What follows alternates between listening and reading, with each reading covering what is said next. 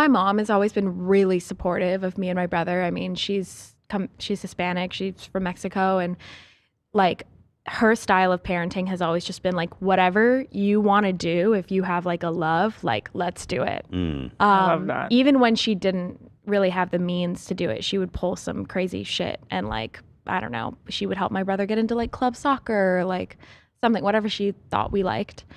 And so I just had told her about it as I was looking it up, and she was like, oh, well, we should, like, let's check it out. Like, maybe it's a cool experience that you can put on your resume. And like, you know, having been in a recording studio. And so I think she literally like emailed the company.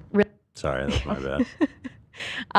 I think she like emailed the company and then set it up. Yeah. I've always wondered if it's like when I see a kid do something like this, I always wonder, is it like the parent pushing? Totally. But it sounds like no. In your case, it totally came from you. Yeah. Yeah. I mean, my mom was always really supportive. And both my parents, I mean, I think they just like wanted me to find a passion. Yeah. I don't know. I have mean, direction. I love like, that. my parents have always been lucky to be like, I've always wanted to be a vet. And so as soon as they saw that I had something that I maybe wanted to do, they were like, well, okay. Yeah. But no, I mean, if anything, especially after the fact with Friday, they were like, you really want to keep doing this? Are you insane? Let's convince you not to, because look at how poorly this went out the first time. But yeah, no, I mean, I have been very lucky that like my parents have been the one thing that have never taken advantage. That's really good. I think it was obvious that there was a supportive parent behind that video. Because, like, I mean, it looked at least kind of expensive to put together, but I don't know what very gracious. I wonder it's too. not that bad. Like the video itself is well produced. I was wondering that too. It's pretty good. Like the audio quality. Like say what you will about Patrice, but the guy knows how to throw a video together. I mean, you know, the way they work is they hire a production company and they kind of do the video. And I mean, we literally shot it like at my dad's house at the time. All my friends were in it. Oh, okay. You know, it was like the wind in one of the moments where I'm like in the car is literally a leaf blower, and like that's awesome. Some green screens of like cardboard. I mean, the reason we weren't in a school bus was because they couldn't afford it. They were like, let's rent. Do you remember how much it cost? I've always been curious. Like a few thousand? I mean, I think that I know that there was like an agreement of like, well, here you can pay $4,000 and like that's all you got to do, and this will cover owning the song or whatever. But and so I know that was a thing, but I don't even know what the video. I have to imagine it cost more than that, but I was like so uninvolved in those conversations. And so the process, how long did it take to shoot the video? Like 12 hours. Oh wow! So you had that's a long shoot day. Yeah, the full day. Yeah. My first big shoot. Yeah. I mean, it was fun. Like it was literally just me and my friends, and you know, like hanging out at home. I got to get my makeup done. Like it was just a cool experience, literally. So it seems like your intention going into that was just to have fun and make a cool video. Like your friend whose video you saw, did she post it online or anything like that? Yeah, I did end up online. Yeah. Well, I think that I guess I didn't even realize like whether it was ARC or if it was, you know, her that put it online. Was there even an idea of like, oh, people are going to want to watch this if I put it online? There was a moment when we were like, we first met with them that Patrice was like, you know, or one of them, I honestly don't remember, was like, if you put this up and like it gets 100,000 views, like maybe you can make some money. Like that's really cool. Stacks, yeah. And I was literally like, okay. I don't know. I watched like Ryan Higa and like Shane Dawson at the time and Fred and like all those like classic, you know, people. And I was like, there's literally no fucking way that we're ever going to get 100,000 views on this little video. And like, it's not like their videos were known for being popular either at the time. Right. So their videos didn't get, Arc Music Factory didn't get any views on their stuff. I don't think so. Nothing like crazy. You were the big blowout for them. It was definitely the first like big moment that they had. So for me, it was like there was okay, maybe we'll send this to a label or to an agency or like whatever the music industry garble was that they used. But like for me, it was mainly like I get to see what it's like to be in a recording studio. I get to.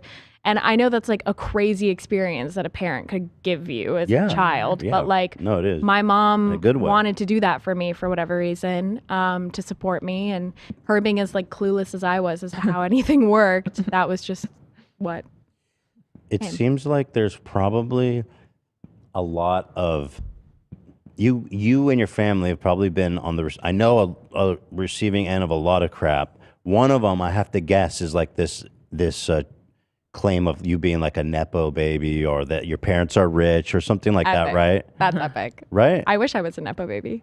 But there's got to be a lot of people who are like, oh, you're so rich, you just paid to make this shitty video and like. I mean, people will like, I almost feel like I can't comment on, like whether or not my parents were rich or not, because what I felt at the time and like what some people would consider, wealthy or anything like that. Like, I feel like I'm not here to speak on like, well, I deserved to have this more or less because of whatever that was. I mean, I can tell you my mom was a single mom who worked 3 jobs and wanted to do something for her kid that was nice. And she often overstretched herself. I mean, I love my dad, but like he didn't understand what I was doing. So he was never a piece of that.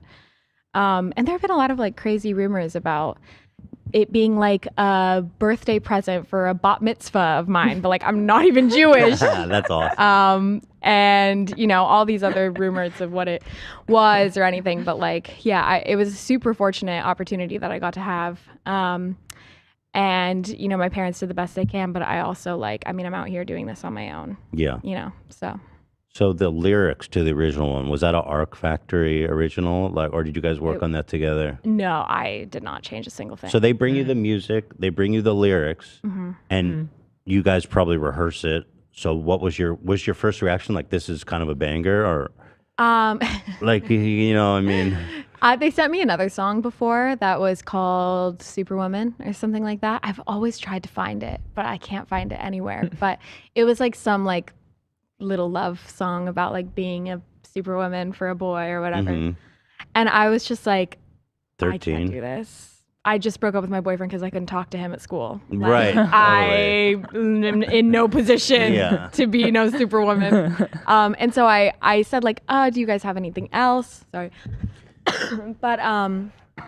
But then they sent me, it was called It's Friday at the time. And I was just like, cute. Okay, whatever. Also, like, who am I going to be to ask for another song the third time? Like a diva, maybe. Yeah, I was just like, nobody's going to see this. Like, let's run it, It's more true than like me being a superwoman. Right. It's Friday. So, I mean, that's incontroversial. And it do be Friday. Yeah. Yeah. Yeah. And so, so they bring you this song. You agree. You're like, okay, it's Friday. It's kind of a vibe. And you guys shot it with all your friends at your dad's house. And so when I have to imagine that they went back, they edited it, they put it together, and then they sent you a final version. No, absolutely not. That's not what happened? It went up. Yeah. It just went up online before you ever even saw it? Oh, yeah. What? Well, I know. What? Oh my God. So we shot it, actually, funnily enough, we shot it January 6th of 2011.